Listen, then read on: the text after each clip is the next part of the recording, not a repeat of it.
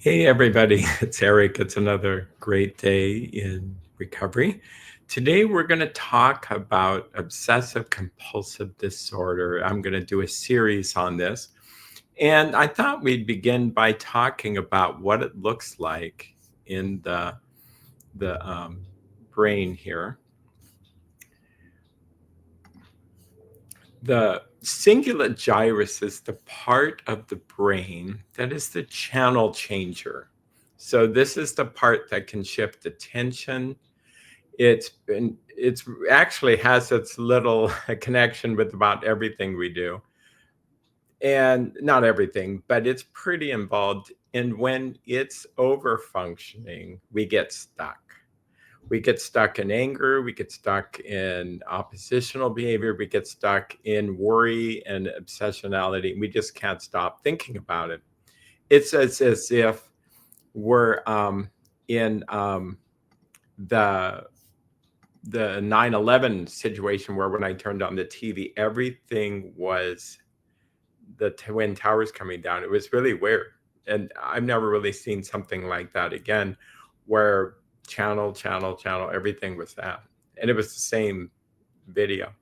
That's kind of like what cingulate gyrus is. And knowing this has helped me. And actually, my family, we get just stuck. So this looks like a tumor, but it's not. We actually have Dr. Daniel Amen to thank for these slides. I got permission for him to use these in presentations. So the functions of the cingulate gyrus is allowing shifting of attention, cognitive flexibility, to be able to think differently than how one thinks. The opposite of that is kind of rigidity. Adaptability helps the mind move from idea to idea, gives the ability to see options, helps you go with the flow and cooperation. When we worry, we hold on to things from the past. We get stuck on thoughts. We get stuck on a behavior, oppositional, argumentativeness. I can't just let it go, so I have to have the last word. Uncooperativeness, tendency to say no.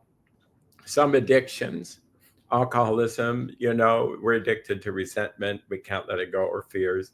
Drug abuse, usually stimulants makes this worse. So people are usually prone to wanting things to calm themselves down. Eating disorders, it seems that the serotonin levels are connected with this. And chronic pain, we can't distract ourselves from the pain we feel. The little hangnail, the back pain, it's just we are stuck.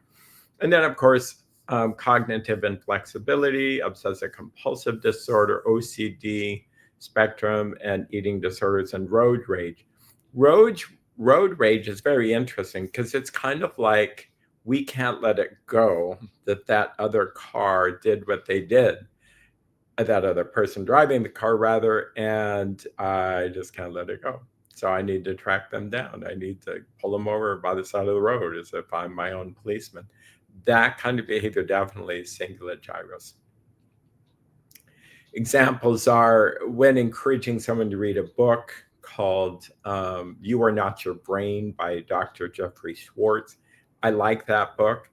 There was a person who just didn't like one sentence and they couldn't read the rest of the book. It's like, but this is like the best book on OCD. Um, just can't do it. When asking questions for assessments, are you right-handed or left-handed? Well, it's simple, but that overthinking, that over trying to do everything right. And I said, well, just pick one, but are you right-handed or left-handed? The person couldn't do it. They got stuck.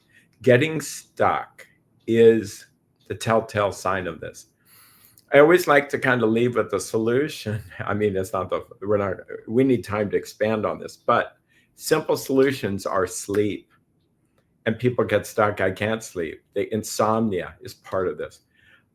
Exercise. There's something magical about exercise. We just do better. Just cardio, something to get that blood flowing to our brains. Some people would recommend some forms of antidepressants. I'm not prescribing or suggesting. I'm actually just saying that some people do that. Um, and I won't say what the medication of choice is, because I feel like then people would take that too, like I'm prescribing or suggesting. Because this is just information only, and it's meant to be helpful and to give you tools. You really can't go wrong with education and tools as long as it's accurate. Um, so but supplements, some people like L-tryptophan because they feel that that's actually what's helping with increasing serotonin levels. Others, like 5-HTP, people will crave carbohydrates when you're in this, so give them a big lasagna dinner and then they'll calm down. Um, I think the last thing I'll wrap up here is it's just important to know that your loved one is stuck in this state. So arguing doesn't help. It's kind of like a sidestep approach.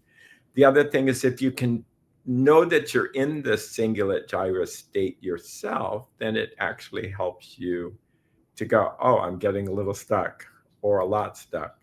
And what can I do to kind of sidestep that? We'll talk further in other videos about how to do that. You take care and try to keep your cingulate gyrus happy. Once it's calmed down, you'll be much more flexible. Have a good day.